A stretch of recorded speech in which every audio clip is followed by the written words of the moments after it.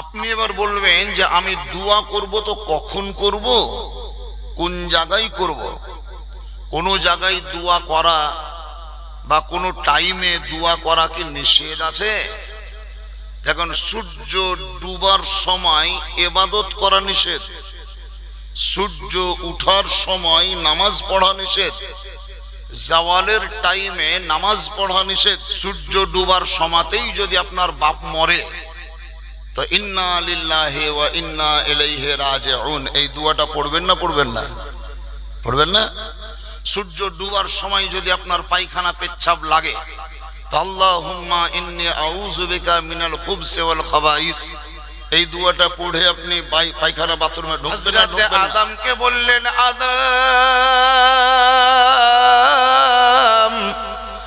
নিশ্চয়ই হযরতে হাওয়াকে আমি তোমারই জন্য সৃষ্টি করেছি, কিন্তু ওর কাছ থেকে উপকৃত হওয়ার জন্য বা তার দ্বারাই উপকার পাওয়ার জন্য তোমাকে একটা বিনিময় প্রদান করতে হবে। বিনিময় যেটাকে আমরা দেনমোহর বলে আখ্যায়িত করে থাকি। আল্লাহ বলছেন, হাওয়া তোমার জন্য হালাল তখন হবে তুমি তার দেনমোহর যখন দিবে।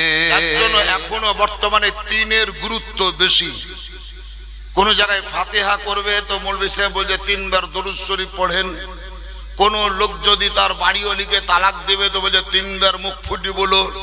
একটা ছেলে বিয়ে করতে বসে আছে তো বলছে 3 বার কবুল করো। সব 3 বার 3 বার 3 বার 3 বার। এই তিনের গুরুত্ব ওখান থেকে চলে এসছে বাবাজি।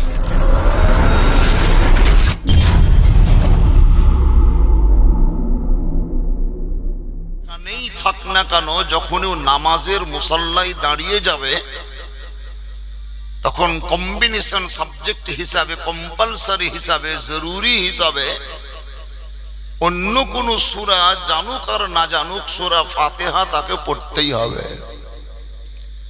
আর ওই সূরা ফাতিহার মধ্যেই আল্লাহ তাআলা বলছেন, ইহদিনাস সিরাতাল মুস্তাকিম। এর বাংলা তর্জমা হলো যে আল্লাহ তুমি আমাদেরকে সঠিক পথে পরিচালনা করো। তাহলে এটা একটা দোয়া হলো। আপনি এবার বলবেন যে আমি দোয়া করব তো কখন করব, কোন জায়গায় করব? কোন জায়গায় দোয়া করা বা কোনো টাইমে দোয়া করা কি নিষেধ আছে? দেখুন, সূর্য ডুবার সময় ইবাদত করা নিষেধ, সূর্য উঠার সময় নামাজ পড়া নিষেধ, জাওয়ালের টাইমে নামাজ পড়া নিষেধ, কিন্তু দোয়া করা কোনো সময়তেই নিষেধ নাই। সূর্য ডুবার সময়তেই যদি আপনার বাপ মরে তো ইন্না লিল্লাহি ওয়া ইন্না ইলাইহি রাজিউন এই দোয়াটা পড়বেন না পড়বেন না? পড়বেন না? সূর্য ডুবার সময় যদি আপনার পায়খানা পেচ্ছাপ লাগে তো আল্লাহুম্মা ইন্নী আউযু বিকা মিনাল খুবসি ওয়াল খাবাইস এই দোয়াটা পড়ে আপনি পায়খানা বাথরুমে ঢুকবেন না? ঢুকবেন না? অবশ্যই ঢুকতে হবে। তার মানে বোঝা গেল যে দোয়া চাওয়া কোনো সময়তে নিষেধ নাই। কোন জায়গাতে নিষেধ আছে কিনা সেটাও যদি বলেন তাহলে আল্লাহ তাআলা কোরআন পাকের মধ্যে ঘোষণা করেন, উজিবু দাওয়াতাদ দাঈ ইযা দাআন। তোমরা যেখানে খুশি যখন খুশি আমার নিকটে দোয়া করবে, আমি আল্লাহ কবুল করব। তাহলে দোয়া, কিছু দোয়া আছে শুধুমাত্র মুখে পড়লেই হয়, আর কিছু দোয়া আছে মানে কিছু চাহিদা আছে যে চাহিদা যদি আপনি মনের দিক থেকে ব্যক্ত করেন তাহলে আপনাকে হাত পেতেই চাইতে হয়। যেমন কোন ব্লকে আপনি দরখাস্ত লিখলেন যে আমাদের ওয়ার্ডে একটা মোটর পাম্প বসিয়ে দেওয়া হোক, মোটর পাম্প বসিয়ে দেওয়া হোক, এটা আপনি চাইলেন, এটাও দরখাস্ত হলো। এটা কিসের দ্বারাই? কলমে এবং কাগজের দ্বারাই। কিন্তু যখনই ওই ব্লকেই ভিতরে আপনি যাবেন তখন আপনি আধার কার্ডটা নিয়ে কোনো একজন অফিসারকে বলবেন যে আমার একটা লিভিং সার্টিফিকেট দেন তো, লিভিং সার্টিফিকেট দেন তো। আপনাকে হাতে আধার কার্ড দিতে হবে আর হাতে নিতে হবে। এটা হাতের দ্বারাই চাহা হলো। হাতের দ্বারাই চাওয়া। তো সব চাওয়া মুখে হয় না, সব চাওয়া কাগজ কলমে হয় না। কিছু কিছু চাওয়া আছে যেটা হাত পেতে চাইতে হয়।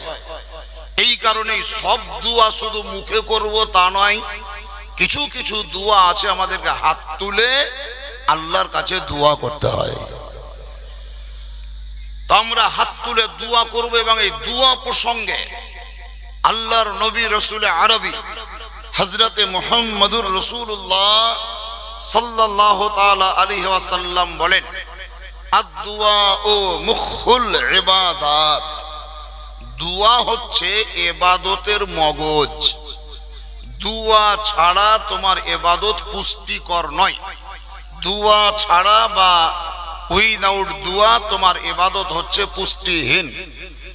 এখন এই দোয়া প্রসঙ্গে যদি আরো হাদিস রিসার্চ করতে যান তো নবী পাক বলেন, ইন্নাদ দুআ মাওকুফুন বাইনাস সামাই ওয়াল আরদ। সামা মানে আসমান, আরদ মানে জমিন, বাইনা মানে মধ্যস্থল, মাওকুফুন মানে ঝুলন্ত।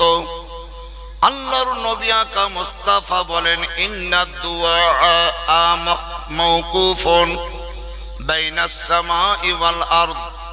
তোমরা যে দোয়া করবে, যে ইবাদত করবে, প্রার্থনা করবে, সেটা আসমান এবং জমিনের মধ্যস্থলে ঝুলন্ত অবস্থায় থেকে যাবে।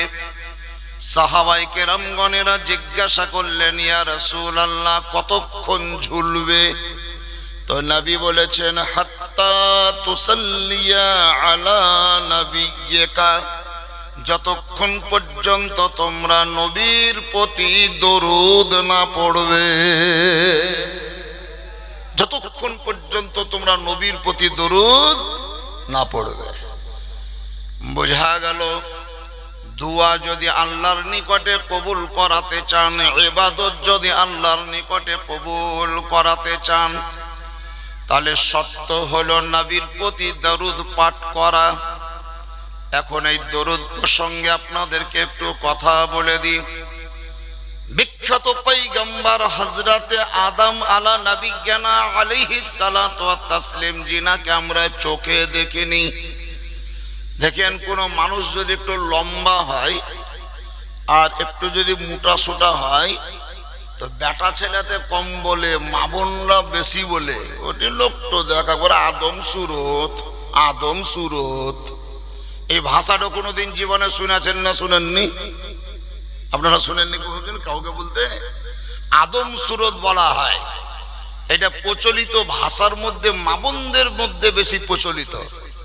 তো কোনো মানুষকে আপনি মোটা সোটা দেখলেন আর লম্বা তাগড়া দেখলেন দিয়ে আদম সুরত বললেন, এটা কিন্তু ঠিক নয়। যেহেতু হযরতে আদম আলাইহিস সালাম একজন পয়গম্বর, একজন নবী, আল্লাহর খলিফা। এই পৃথিবীর জন্য আল্লাহ তাআলা তিনাকে খলিফা করে দুনিয়াতে পাঠিয়েছিলেন। সেই হযরতে আদম আলাইহিস সালাম জান্নাতের ভিতরে অবস্থান করছিলেন। তাহারি সুবহানাল্লাহ সহকর্মিনী হিসাবে একজন মহিলা, যেনার নাম হলো হযরতে হাওয়া আলাইহাস সালাম। সর্বপ্রথম চোখ উন্মোচন করে চোখ খোলার পর যখন হাওয়ার দিকে দৃষ্টিপাত হলো, আদম আলাইহিস সালাম মনের দিক থেকে মন স্থির করেই নিয়েছিলেন যে নিশ্চয় আমারই জন্য এই মহিলাটির সৃষ্টি হয়েছে। তাই তিনি তার দিকে এগিয়ে যাচ্ছিলেন। আল্লাহ বাধা প্রদান করলেন। হযরতে আদমকে বললেন, আদম, নিশ্চয়ই হযরতে হাওয়াকে আমি তোমারই জন্য সৃষ্টি করেছি, কিন্তু ওর কাছ থেকে উপকৃত হওয়ার জন্য বা তার দ্বারাই উপকার পাওয়ার জন্য তোমাকে একটা বিনিময় প্রদান করতে হবে। বিনিময় যেটাকে আমরা দেনমোহর বলে আখ্যায়িত করে থাকি। আল্লাহ বলছেন, হাওয়া তোমার জন্য হালাল তখন হবে তুমি তার দেনমোহর যখন দিবে। আচ্ছা বলেন, দেনমোহর দিতে গেলে টাকা পয়সা, জমি জায়গা, সোনা দানা, হীরামণি মুক্তা কিছু না কিছু লাগবে। হযরতে আদম বললেন, ইয়া রাব্বাল আলামিন, দেনমোহর যদি দিতে হয় তো টাকার প্রয়োজন, আমার কাছে টাকা নাই। সোনার দরকার, সোনা নাই। চাঁদির প্রয়োজন, চাঁদি নাই। আল্লাহ রব্বে কায়নাত বললেন যে দরুদ এমন একটা পাওয়ারফুল মন্ত্র যেটা টাকার প্রয়োজনকে মেটায়, দরদকে দূর করে দেয়, ব্যথা বেদনাকে দূর করে দেয়, মনের অশান্তিকে স্বস্তি প্রদান করে, চিন্তিত মানুষের চিন্তাকে দূর করে দেয়, জাহান্নামী পথে চলা মানুষকে জান্নাতি বানিয়ে দেয়। তাই আল্লাহ বললেন আদম হযরতে হাওয়া আলাইহিস সালামকে তোমার জন্য বৈধ করার উদ্দেশ্যে তোমাকে দেনমোহর বাবদ টাকা লাগবে না, জমি দিতে হবে না, বাড়ি গাড়ির প্রয়োজন হবে না। তুমি আমার আখেরি জামানার নবী, যেই নবীকে এখনো পাঠাইনি, যেই নবীকে পৃথিবীতে সর্বশেষ জামানায় পাঠাবো, যদিও শেষ জামানায় পাঠাবো, কিন্তু আমি আল্লাহ সৃষ্টি প্রথমেই করেছি। নিশ্চয়ই তুমি তাহার নামটা চোখ খোলার পর জান্নাতের দরজায় দেখতে পেয়েছো, যার নাম হলো মুহাম্মদ। ওই নবী যিনি হলেন আউয়াল এবং আখির, ওই নবী হচ্ছেন জাহির এবং বাতিন। তাই আদম তোমাকে আমি আদেশ প্রদান করছি, দেনমোহর বাবদ ওই নবীর উপরে তুমি দরুদ পড়ো। আল্লাহ কি বললেন? দরুদ পড়ো। দেখেন, টাকা লাগতো, দেনমোহর দিতে গেলে অর্থের প্রয়োজন ছিল, কিন্তু অর্থের প্রয়োজনীয়তা মিটলো দরুদের দ্বারাই। হযরতে আদম আলাইহিস সালাম বলছেন আল্লাহ দরুদ পড়বো বলে, হ্যাঁ। আদম আলাইহিস সালাম দরুদ পড়েছিলেন, সুবহানাল্লাহ জোরে বলেন, আরেকটু জোরে বলেন সুবহানাল্লাহ। সুবহানাল্লাহ মানে আপনারা এত দূরে বসে আছেন যে আপনাদের সুবহানাল্লাহ আমি শুনতে পেয়ে না, তার জন্য বলতে বলছি বারে বারে, মানে অনেকটা ডিস্টেন্স হয়ে গেছে। এত ডিস্টেন্স হওয়াটা বক্তাদের জন্য একটু কষ্টকর, আপনাদের জন্য তো কোনো টেনশন নাই। তার কারণে এইদিকে অক্স, ওদিকে বক্স, ওদিকে হরেন, ওদিকে নরেন, মেলা কিছু আছে, যার জন্য আপনাদের টেনশন না। আপনারা ঈদগাহর ওই পারে থাকলেও শুনতে পাবেন, এই পারে থাকলেও শুনতে পাবেন, মাদ্রাসাতে থাকলেও শুনতে পাবেন, কিন্তু আপনারা যে কিছু বলছেন ওইটা আমি আর শুনতে পাবো না। তার কারণ লাউডটা আমার কাছে আছে, আপনার কাছে নাই। হযরতে আদম পয়গম্বর দরুদ পাঠ করবেন। আল্লাহ রাব্বুল আলামিনকে জিজ্ঞাসা করলেন, ইয়া খাল্লাকে কায়নাত, দরুদ পড়বো তো আমি কতবার দরুদ পড়বো? আল্লাহ রাব্বে কায়নাত দরুদ পড়তে বলেছিলেন, তিনি দরুদ পড়লেন বিজোড়, 5 বার, 7 বার, 9 বার, 11 বার, আমি বলবো না, তবে বিজোড় দরুদ পড়েছিলেন। কিন্তু বেশিরভাগ মুহাদ্দিসিন, মুহাক্কিকিন, মুফাসসিরিন, আলিমে দ্বীন ইনাদের সহমত বা এক মতে উপনীত হয়ে তিনারা বেশিরভাগ এটাই ব্যক্ত করেছেন যে তিনি 3 বার দরুদ পড়েছিলেন। কবার? 3 বার। এই 3 ওখান থেকে শুরু, যার জন্য এখনো বর্তমানে 3-এর গুরুত্ব বেশি। কোন জায়গায় ফাতিহা করবে তো মৌলভী সাহেব বলছে 3 বার দরুদ শরীফ পড়েন। কোন লোক যদি তার বাড়িওয়ালিকে তালাক দেবে তো বলছে 3 বার মুখ ফুটি বলো। একটা ছেলে বিয়ে করতে বসে আছে তো বলছে 3 বার কবুল করো। সব 3 বার 3 বার 3 বার 3 বার। এই 3-এর গুরুত্ব ওখান থেকে চলে এসছে বাবাজি। 3 ছাড়া নয়, বেশিরভাগই 3 বার বলাতে হয় মানুষকে।